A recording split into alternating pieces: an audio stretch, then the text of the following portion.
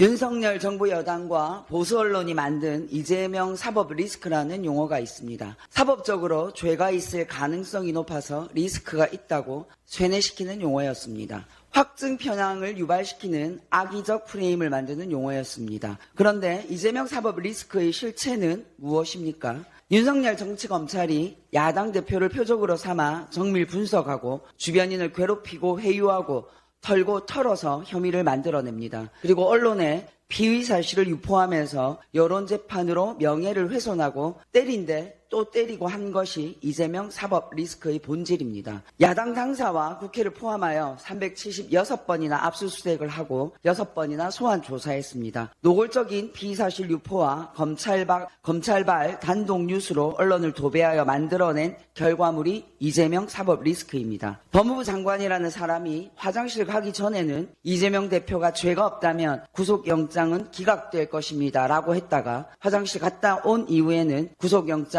구속영장 기각은 죄가 없다는 말이 아닙니다 라고 떠듭니다. 한 입으로 두 말하는 사람이 법무부 장관으로 있는 나라에서 DK 저울은 철저히 파괴되었고 민주당 정부 때 그토록 중요시되었던 검찰의 독립성, 검찰의 정치적 중립을 요구하는 사람은 찾아보기도 힘듭니다. 마치 의뢰의 검찰은 정권이 시키는 대로 정치 수사하고 야당 탄압하는 기관인 것처럼 전락했습니다. 아무도 윤석열 검찰의 중립을 요구하지도 않습니다. 포기한 것입니다. 이제 이재명 대표의 구속영장 기각을 계기로 이재명 사법 리스크의 본질이 이재명 검찰 스토킹이었다는 것이 본격적으로 드러나고 있습니다. 윤석열 정치검찰이 지금이라도 정신 차리지 않는다면 분명히 큰 죄값을 받을 것입니다.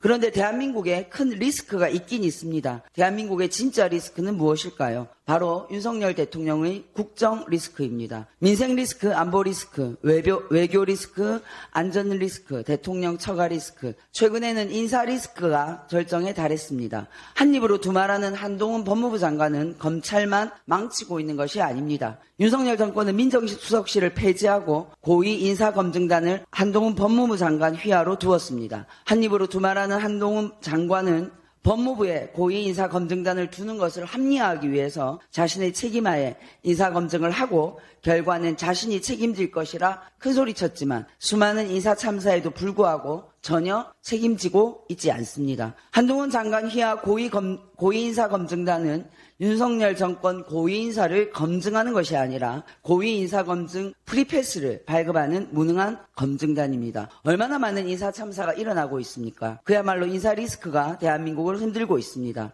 국회 청문보고서 없이 임명된 장관과 기관장이 16명입니다. 가장 최근 임명된 인사가 언론탄압 기술자인 이동관 방통위원장입니다. 신원식, 유인촌, 김행 장관 후보자의 놀라운 과거 행적과 불법 탈법 의혹은 어이가 없어서 믿기 힘들 정도입니다. 자료 미제출은 기본이고 급기야는 후보가 행방불명되는 지경에 이르렀습니다. 국민이 아무리 반대해도 야당이 아무리 반대해도 질풍노도의 불량 학생처럼 하고 싶은 대로 마구 임명합니다. 인사가 만사가 아니라 인사가 망사가 되고 있습니다.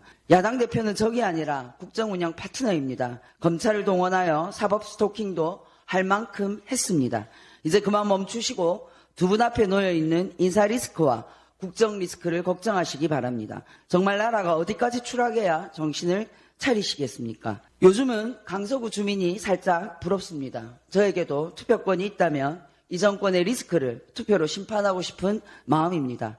투표권이 없는 부산시당의 민주당 당원들은 오늘 진교훈 후보 지원 유세에 함께합니다. 사전투표로 진짜 후보 진교훈을 꼭 선택해 주시기를 호소하고 부탁드리겠습니다. 진짜 후보 강서구의 진교훈, 강서 주민들께 잘 부탁드리겠습니다. 이상입니다.